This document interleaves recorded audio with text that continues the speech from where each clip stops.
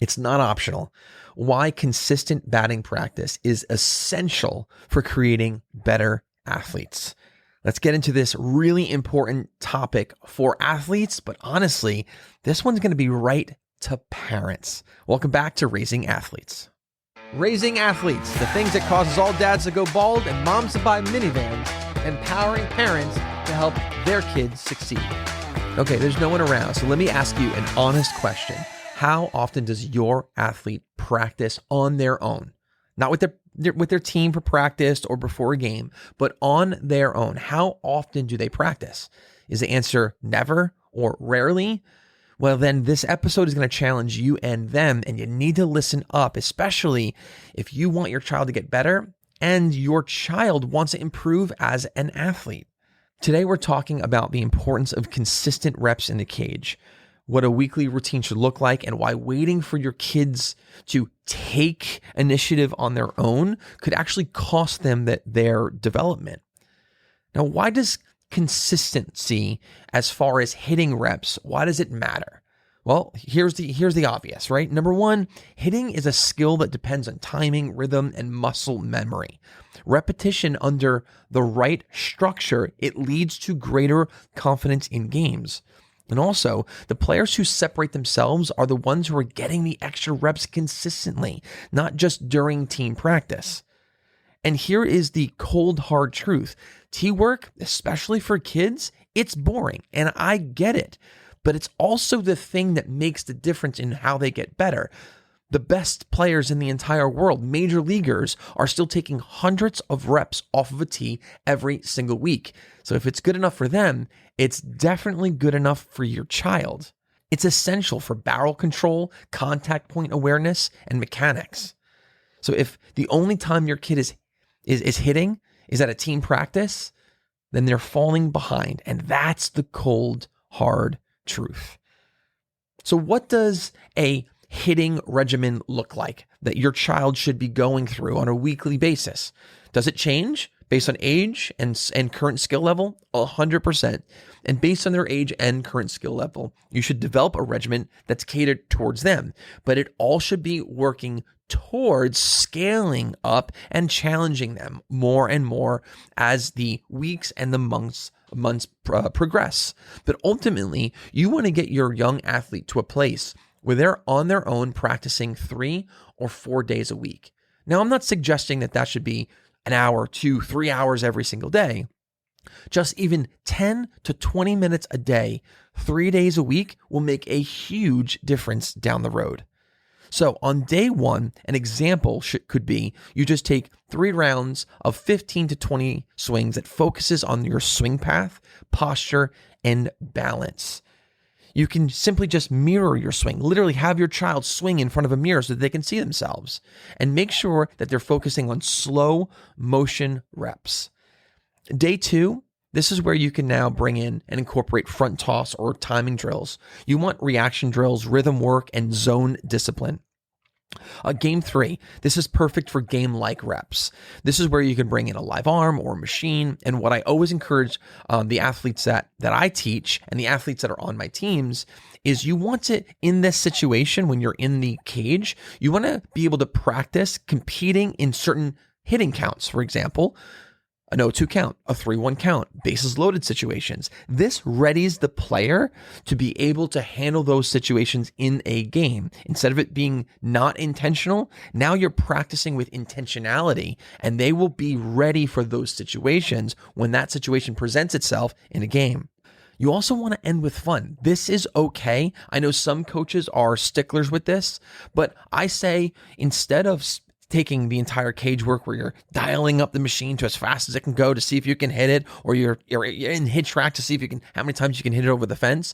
I say spend 95% of your hitting intentionality, right? Being intentional about the situation, on what you're doing, on the drills, right?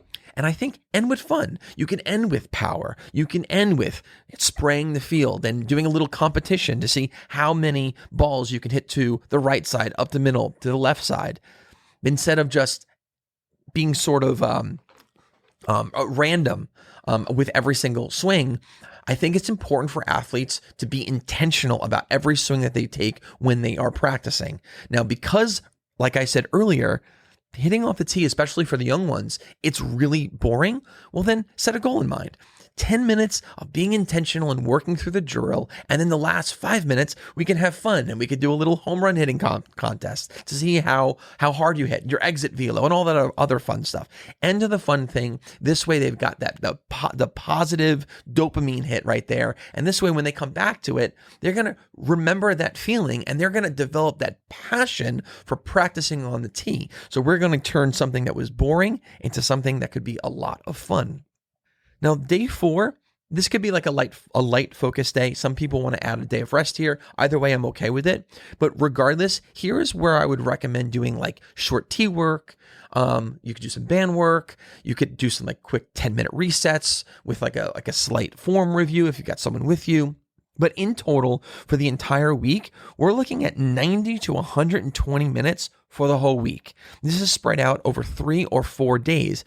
You do this consistently, it will make a huge difference and will translate positively in game situations.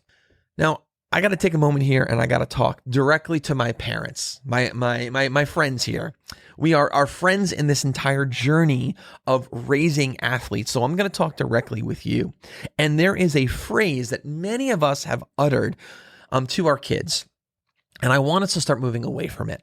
I think it's interfering with potential progress that our kids can ultimately experience. And that is, I'm waiting for my child to develop more interest before I'm willing to invest more time and effort in helping them to develop.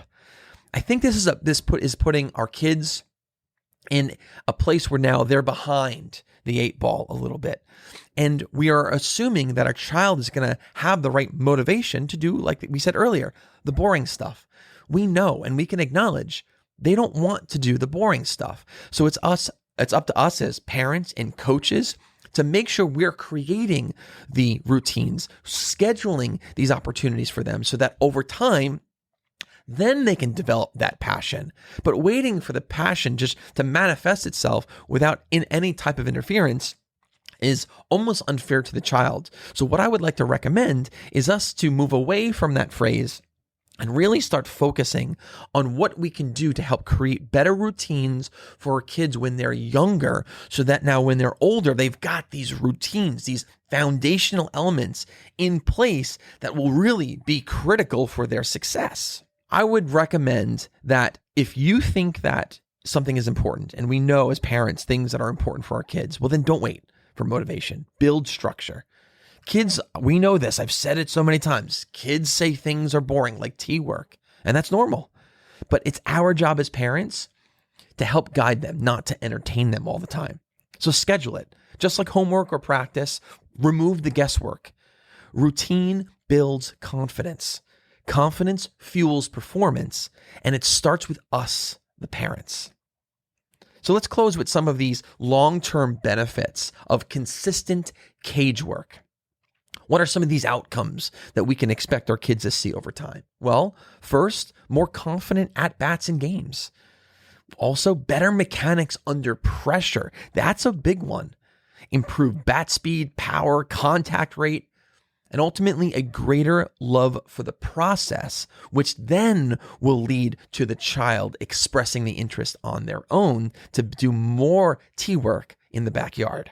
See, repetition creates comfort. Comfort breeds courage in the batter's box. My recommendation to all parents is set the schedule. Start small and realistic, and then scale up. Start at 10 to 20 minutes, maybe 2 or 3 times. And then scale up, adding days, 2 days, 3 days, 4 days. Keep a simple log or video record of the progress. And don't expect perfection, but reward consistency. Development doesn't wait for motivation. It rewards discipline. So give your athlete the gift of a routine and the reps they need to compete. I really hope that this has motivated all of you to help our athletes get to a place where they have a better chance of success. There are a lot of opportunities, even if you don't have, let's say, a net or a tee yourself or a batting cage. There are lots of local batting cages that you can get access to. For example, at R3 Athlete Performance in Holtzville, right here on Long Island, we have a facility and we have a membership. It's called Open Cage Memberships, where twice a week, as long as you're a member, you get access to a cage for 30 minutes. It's only $50. That translates to $10 a week. Get access to this. Get these memberships for your kids so that then they will have that scheduled routine. If they do it over the course of a period of time, several months, all of a sudden, guess what? Now you've helped to give the gift of discipline to your child, where now they're doing it on their own. So that earlier phrase, oh, I'm waiting for them to express interest. Well, how about we help our kids to develop that passion and get into the routine of scheduling the boring stuff and turning the boring stuff into the fun stuff, because they see the reward, they see the results. It's pretty exciting stuff. Anyway, guys, thanks for tuning in to this week's episode of Raising Athletes. We're in this together, right? So definitely share this with everyone that you know that also is raising athletes. We'll see you next time. Take care.